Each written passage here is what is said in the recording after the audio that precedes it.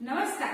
रायगड जिल्हा परिषद शाळा गोरुलकोट आपणासमोर सादर करत आहे इयत्ता तिसरी धडा वासाची किंमत. नमस्कार, मी शिवानी कुंदापूर जवळच्या उमराच्या वाडीत राहते. 8-9 वर्षाची शिवानी होती भारी चतुर. शाळा, घर, शेत, बाजार येथील मुले माणसे सगळेच तिच्यावर खुश असायचे. रविवारी कुंदापूरचा आठवडी बाजार भरायचा. शेतातील भाजी विकायला शिवानीचे आई बाबा जायचे. सुट्टीमुळे सोबत शिवानीही जायची. मी पण येते भाजी विकायला. शिवानी आई बाबांना हिशोबात मदत करायची आणि अधूनमधून बाजारात चक्कर मारायची. भजी किंवा बेळ खाणे हा तिचा आवडीचा उद्योग. एका रविवारी अशीच फिरत फिरत शिवानी बाजारातल्या मिठाईच्या दुकानापाशी आली. मिठाई पाहत ती अशी सहज उभी होती. हलवाई तिच्याकडे पाहत होता. तो बल्ल्यावरून उठून शिवानीकडे आला. हे मुलीचे पैसे काय? कसले पैसे? मगापासून माझ्या मिठाईचा वास घेते. त्याचे पैसे? अहो, पण मिठाईचा वास तर येणारच ना, म्हणून काय वासाचे पैसे द्यायचे?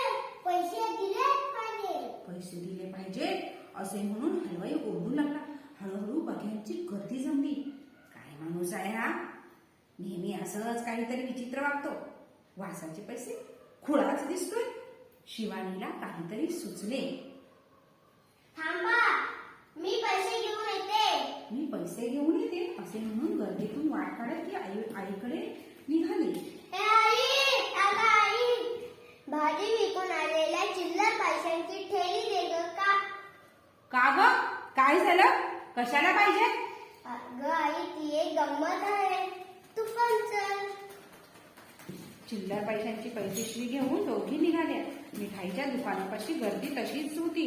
वाट काढत दोघी हलवायापाशी आल्या. हातातली चिल्लरची पिशवी शिवानीने वाजवली. एकदा, दोनदा, तीनदा खुळखुळ खुळखुळ आवाज आला.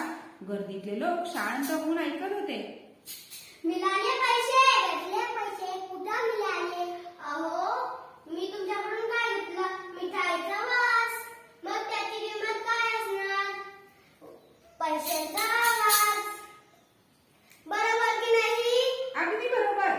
गर्दीतले लोक म्हणाले. आता हलवाईचा चेहरा पाहण्यासारखा झाला होता.